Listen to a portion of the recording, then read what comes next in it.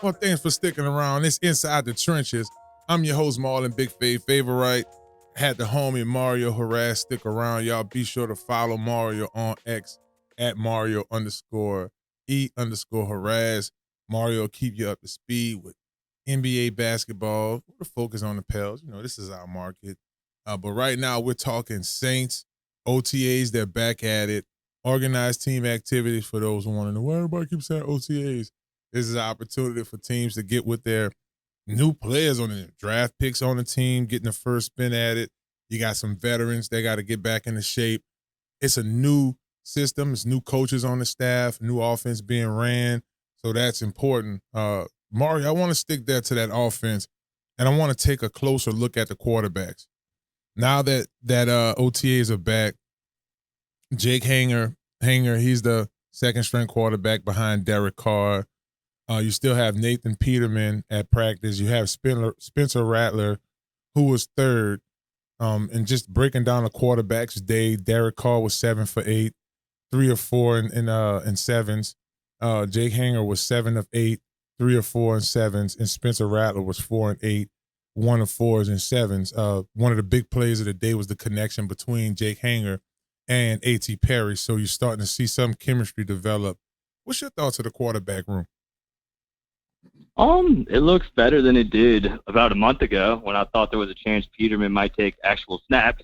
And I appreciate you being kind of nice, former player, obviously not a horrible football player, making it through the ranks of Pittsburgh and into the NFL. But I witnessed this man throw 5 interceptions in one half when he still played for the Buffalo Bills. So yes, I'm way more excited about Spencer Rattler being in here, especially as a 5th-round pick. I know he's maybe gotten a little bit overhyped by some Saints fans, but I think that's a great pick in the 5th round, something that could be low risk and high reward. And as you said, listed out his stats there, struggled a little bit yesterday, but that's to be expected. That's a big transition coming in to the NFL. And at the same time, I think Jake Haener reminded people why Saints fans were a little excited when they got him in the 4th round out of Fresno State last season. Obviously, same college where Derek Carr attended. And some decent quarterbacks have come out of that school. And we know he had the suspension last year for the PEDs. He wasn't going to play anyway. But I think Jake Haener kind of reminded people yesterday that he has the best chance as of right now to be the second-string quarterback, just because of experience. So we like to see that. You're not going to learn too much, from these practices, as you're saying. But I like that the Saints at least have some young depth behind Derek Carr. I think Derek Carr may or may not admit it, but last year, I think he felt a little bit threatened by the presence of Jameis Winston. I think there were some games where Derek Carr kind of forced himself to play, although he wasn't really even close to 100%, maybe like 50, 60%. Now this might be a different situation where he feels a little bit more secure. And at the same time, you get to develop some young talent if you're the Saints. In a perfect world, Derek Carr will be good, and Haener nor Spencer Rattler will see time, but I like the fact that you're at least trying to develop some young talent. And maybe it's good for Derek Carr, too. We'll see. That's definitely something to appreciate. The fact that you have guys under him that can learn from him from a professional standpoint. One thing they said Spencer Rattler needed to get used to was the pace. It's a different pace now for him, even in the SEC. In college, it's one speed. You're dealing with, because this is the big deal about that, and I'll just try to describe this the best way I can. When you're in college, you're with a group of guys that might not play on the next level. So some of those guys are good enough for the college level, but that's their peak. They don't really go further than that. When you're in the NFL, you're in the NFL. So everybody there has been scouted to a full extension, evaluated a million of times by not only the regional scouts, but the position coaches, front office, everybody's involved. So you're going against better competition. It just is what it is, and players' athleticism really have to kick in there. I want to stay on the offense for a hot second before we even go on defense, Mario. This tight end room is pretty packed, right? You're bringing a guy, a really strong and undrafted free agent, and Dalen Harker, who turned a lot of heads at the combine. But according to ourlads.com step chart for NFL and NCAA, you have Juwan Johnson, Foster Moreau, Taysom Hill, which we know that situation with Taysom. Then you have Tommy Hudson, you have Michael Jacobson, and as I mentioned, Dalen Harker. So you have a packed tight end room in an offense where that tight end position is elusive. I mean, you got to realize you had George Kittle in San Francisco's offense under Kubiak's tutelage. So your thoughts on this tight end room in general? I do like the depth. I agree with you. We know Taysom's going to fit in well there. Foster had that drop last season against the Jaguars on Monday Night Football, but we know he's a pretty good tight end, whether that be inline blocking or receiving. But I think the key there is they got to get more out of Juwan Johnson.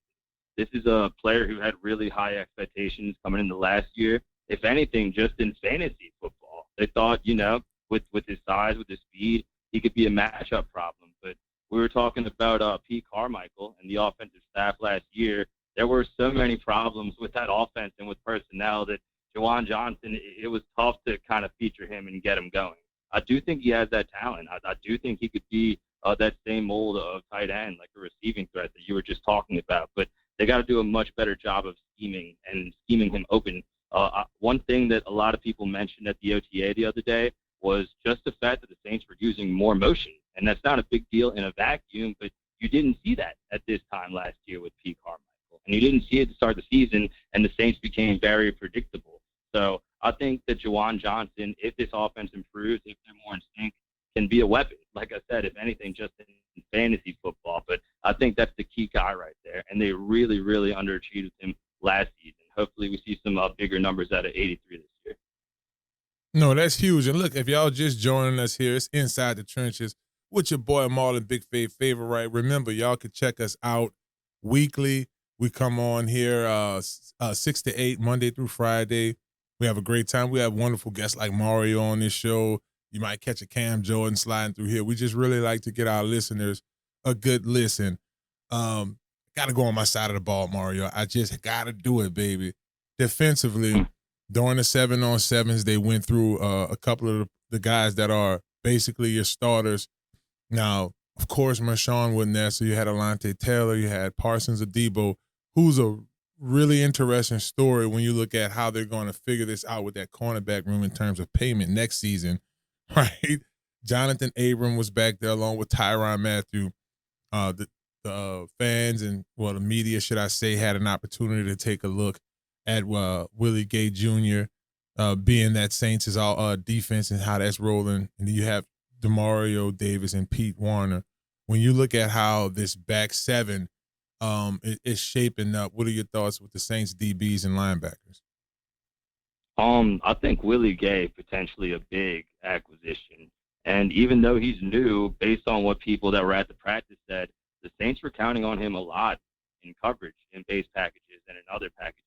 And that's a really good compliment to this defense, Big Fave. I mean, you know them well. I think that element that they had with Quan Alexander in not only having the depth, but having that rangy linebacker that's good in space and that can cover, they haven't really had that. And if Willie Gay pans out, if he's able to stay healthy, that could be a really, really good compliment to what you have with Mario Davis and with Pete Werner.